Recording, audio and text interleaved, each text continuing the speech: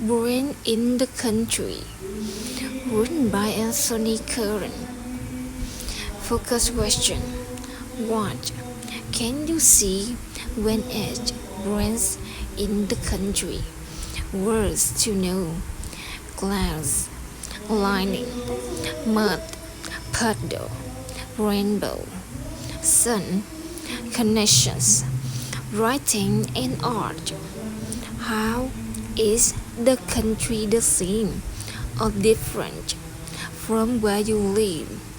Draw a picture and write about it. Science. Why is rain important? For plants, animals, and people. Share your ideas with a partner. I see the clouds.